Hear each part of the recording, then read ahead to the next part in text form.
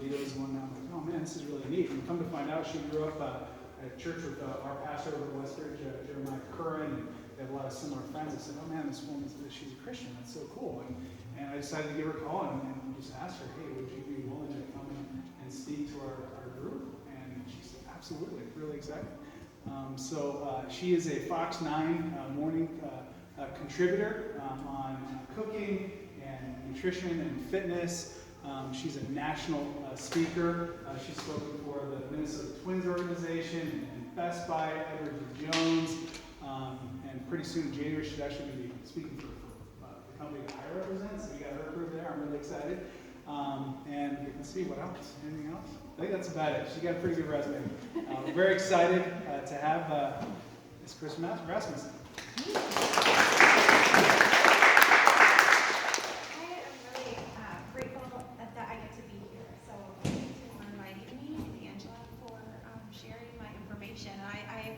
I am excited to be here because I love this community so much. I grew up in Buffalo, and with Jeremiah and Angela, and this community just means so much to me, and I'll share a little bit more why.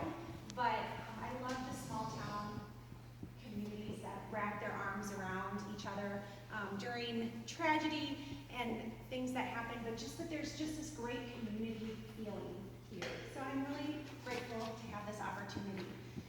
What I'm going to do today is just share part of my story, part of my weight loss story, and just share with you what being healthy and what wellness means to me, and share a little bit of the Christian perspective, which is so fun for me. Speaking of the twins and speaking for Best Buy and all those things are great, and I love it, and I always am able to talk about being created and talk about I share with people how they have unique gifts that only they were created with, but I'm not ever able to use the name of Jesus, which is so cool that I get to come in and share my love and passion about wellness, but also what a huge part that Christ has in that, and how important that is for me, and what synergistically how our health and wellness works, and how important that piece of it is in the whole scope of how healthy we are. So that's exciting for me. You guys get it. You guys understand the scope of wellness.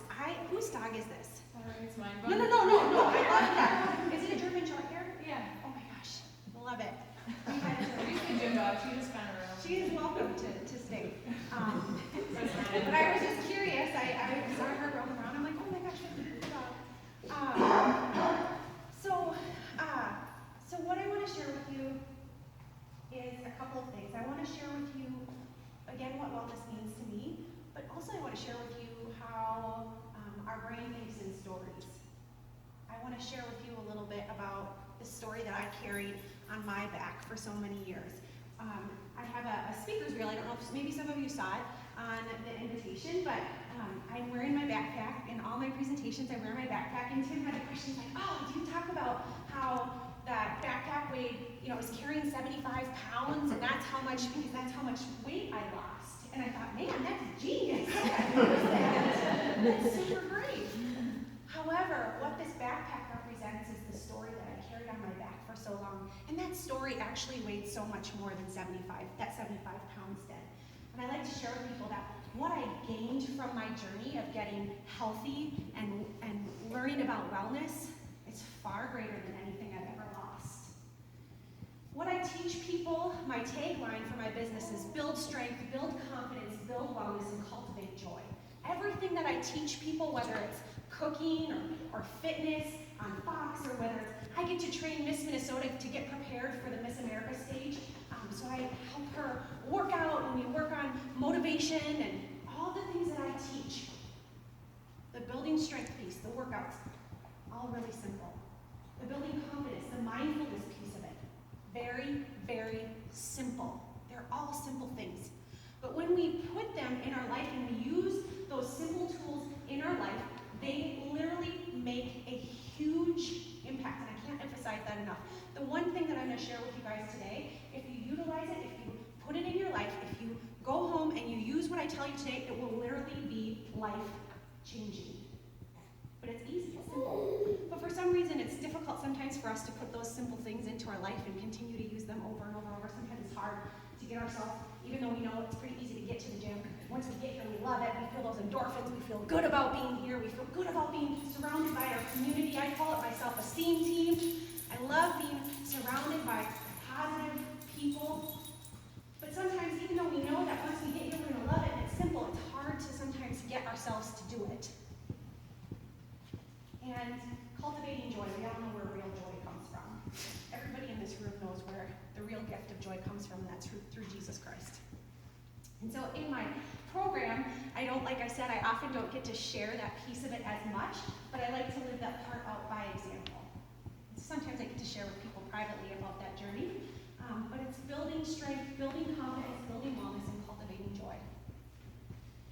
So my story, like I said, I have this story, and in some of my presentations I pull out some of the things that are in my backpack, but today what I want to share with you is just what I said was that this story that I carried around on my back was so heavy.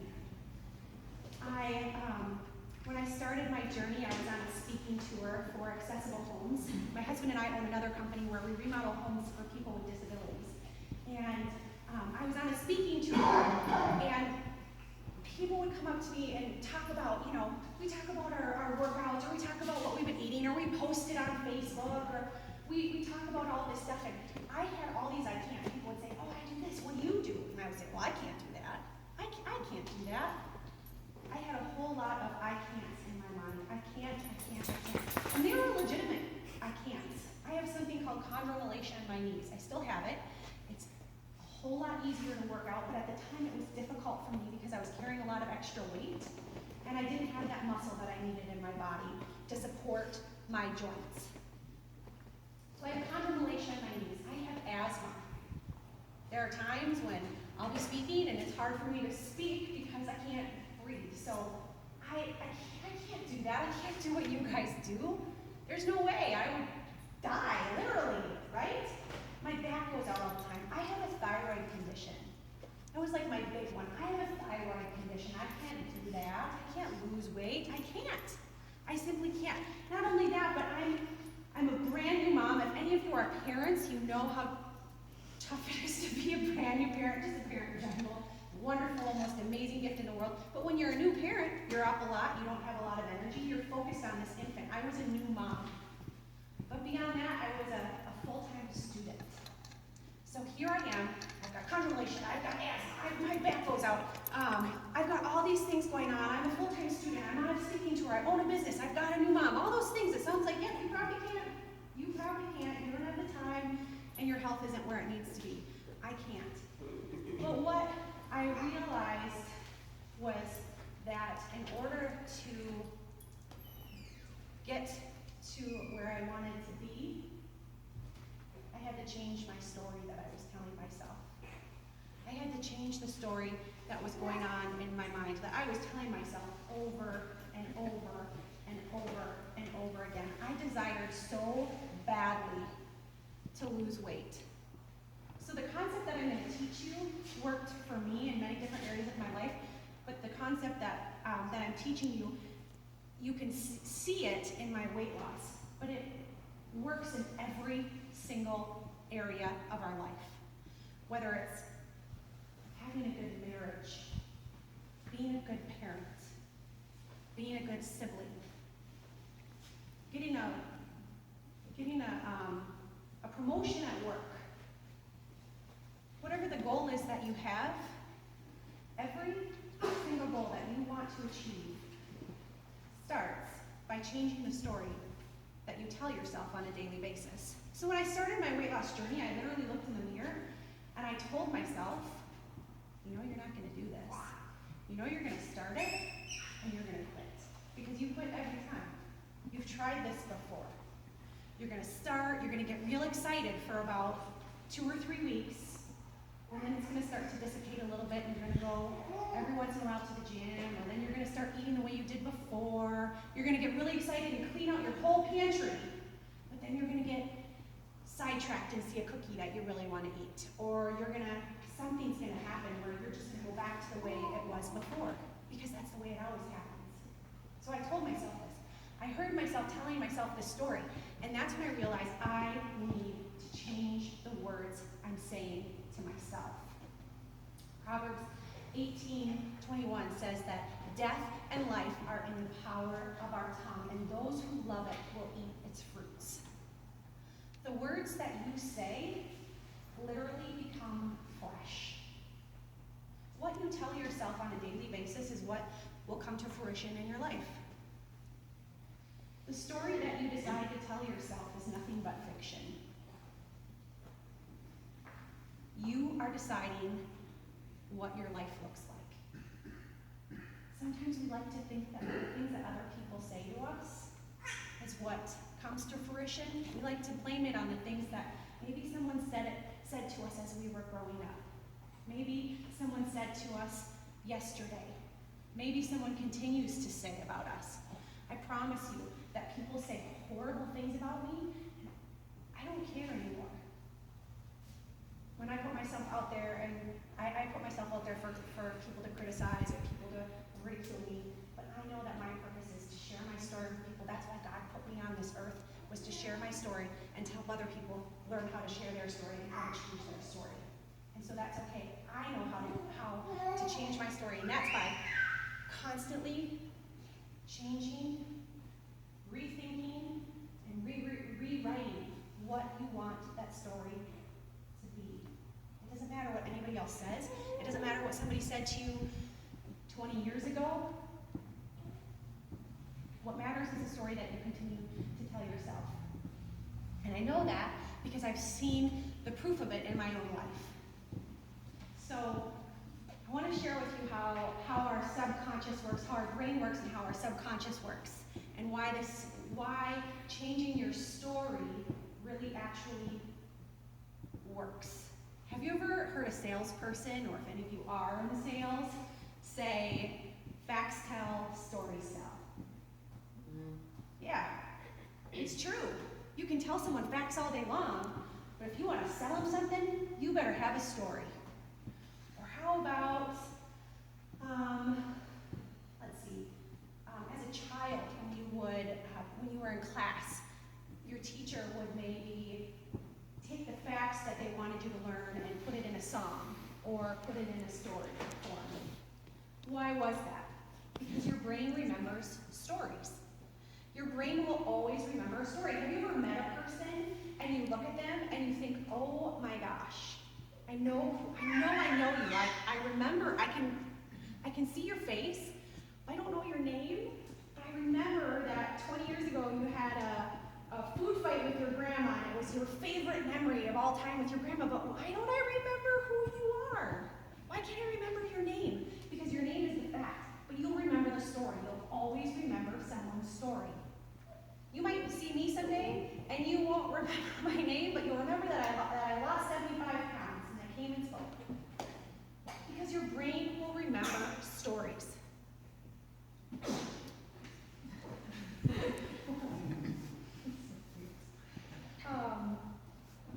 And here's why.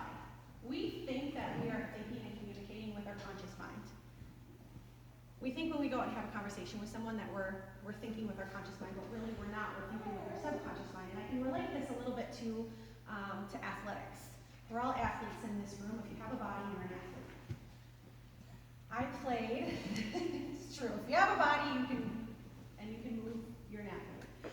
So I was a 4-season athlete in high school, and I played basketball. So we would go to practice every day after school, and we would practice our free throws. It was the same thing every single day, and at the time, I hated it. I thought, why are we always doing the same thing? This is so annoying.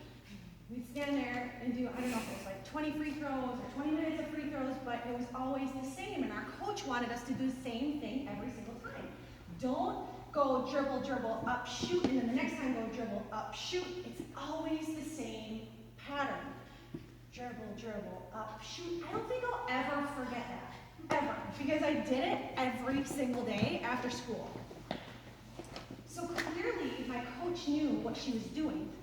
She was teaching my subconscious mind to remember what to do when I was in a fight or flight situation. When the crowds were cheering, That didn't really happen on B Squad 9th grade basketball team. But that's what she was training me to do, was to be prepared for that moment so that my subconscious would just do what it was supposed to do. Because we're not thinking with our conscious mind. Dribble, dribble, up, shoot. Okay, and then it's supposed to go in, right? So the stories, our brain thinks in stories, and our subconscious remembers the stories that we tell it day in and day out. It's just how our bodies, our minds were created. If you start telling yourself, some people walked in here and they thought, I'm not enough of something. We all have a story that we tell ourselves. I'm not good enough, I'm not smart enough, I'm not pretty enough, I'm not funny enough, I'm not enough, I'm not enough, I'm not enough. We all have a story that we tell ourselves. And that is what happens in your life. Because your brain will remember that story, and your subconscious mind will bring it out during that fight or flight situation. So my story went from an I can't, and thinking that I didn't have the right body, health, time.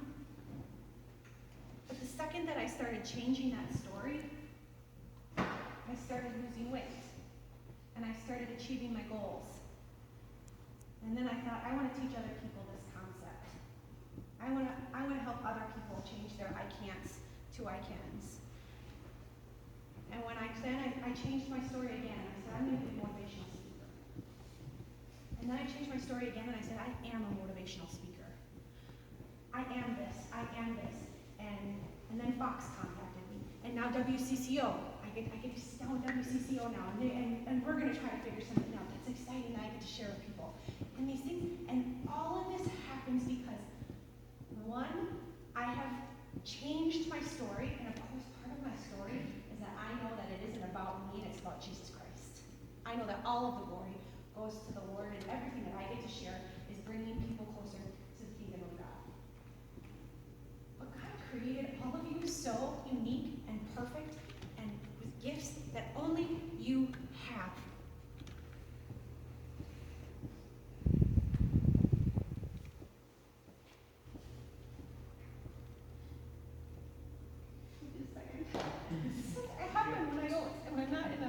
When I'm in a secular place.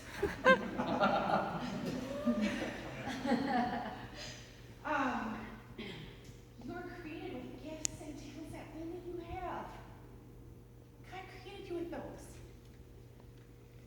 And when you look in the mirror and you see something and you think that you're not enough or not good enough or not perfect enough, it hurts him. You are enough. You are perfect enough. You are made to be enough. But it starts with the story that you tell yourself. And so what I teach my clients is I teach them to start journaling. Journaling is so powerful, more powerful than we realize. But to start journaling and to literally write down your new story. I am this, I am this, I am this. And when you go back to that old story where I am not enough, I am not this, I am not this, you just go back and you start reading that story over and over and over and over again until it gets programmed into your subconscious mind that you become that.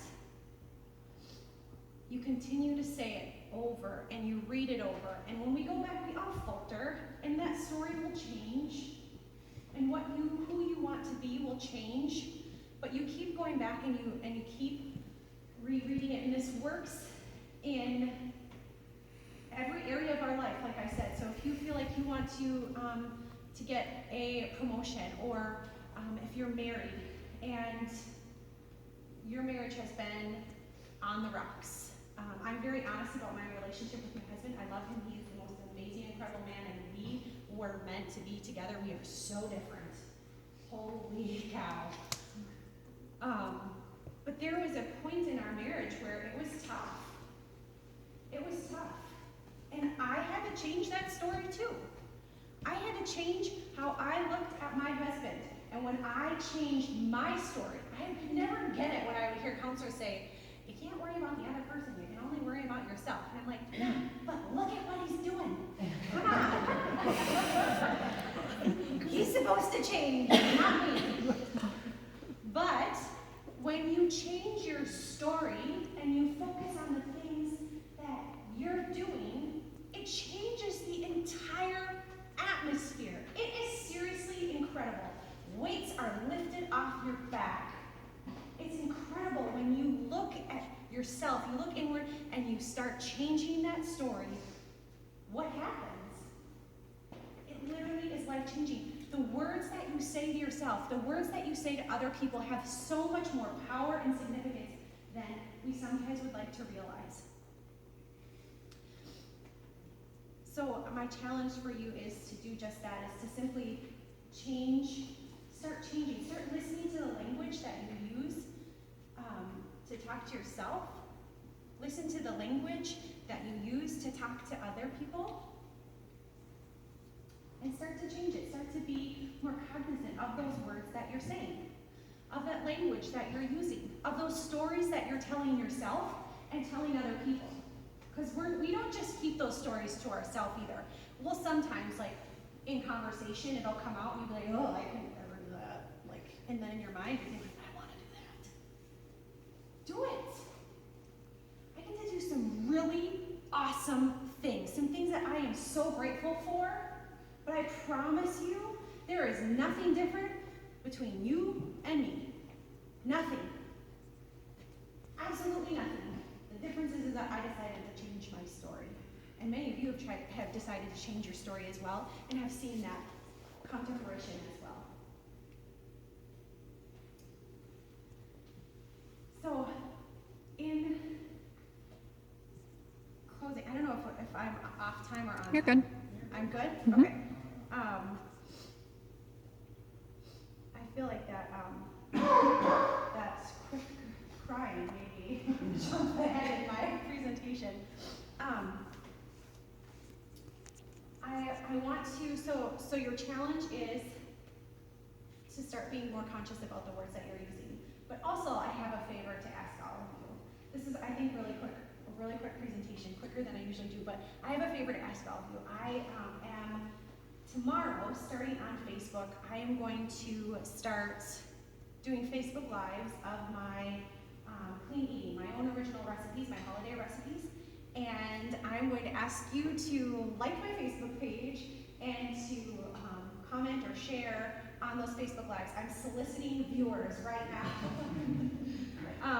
I have Clean and Lean has also linked arms with Second Harvest Heartland and St. Jude Children's Research Hospital. When I started rebranding Clean and Lean, I really had a desire to give back and to have Clean and Lean become more of a philanthropic company. And so 20 to 50% of everything that I do goes back to Second Harvest Heartland and to St. Jude's Children's Research Hospital. Both of those organizations are making a significant impact on people who are food insecure and also people who are children who are the most medically fragile in the United States. They are helping them get healthy foods. So Second Harvest Heartland is helping people who don't have enough money to purchase foods to get fresh fruits and vegetables to help them with heart disease and diabetes. And St. Jude's Medical Research Children's Hospital helps those children. They purchase local food and all their recipes are clean. They know the value of eating healthy, and so they're purchasing that food for those children who are the most medically fragile so that they can get healthy foods. So I've linked arms with them so that they can help others who can't necessarily afford it, that's not probably on the forefront of their mind, to get those foods. So every time you read my blog, or like, or share, or purchase something, you are helping those organizations. So if you watch my Facebook Lives this week, you are inadvertently helping those organizations. So I am soliciting your viewership. And then I'll do something out of box here pretty soon with the holidays as well, with Christmas coming. I can say Christmas, with Christmas coming up. be sharing some of my Christmas recipes with you guys. And I just want to thank you again for having me. And I'm excited to do this workout. You're doing the workout? Well, Are you? yeah. Okay, I've never done CrossFit before. It's okay. So I'm excited, and You're doing it? I'm not leading it. I'm doing it. Sweet, so we're in together. We're in this together. I've never done CrossFit. I will admit that I have been a little bit scared of it, but I changed my I can't to I can before I got here. I do CrossFit. You do CrossFit? Oh, yeah, I do CrossFit. That's in my story. I do CrossFit. So thank you guys so much. Let's, those of you who are staying, come together and just really encourage each other, be part of each other's self-esteem team. You are all now a part of my self-esteem team, and Clean and Lean. And thank you again for having me today. I'm not going to be singing. I will not be singing. Nicole sent me a text message that said, I'm just going to stay for the worship part. And I'm like, oh my gosh, am I supposed to be singing? Because I did not know this. And nobody wants to be singing. I have not changed that part of my story, and I probably won't. Not more. She can sing. So, I bet. thank you so much.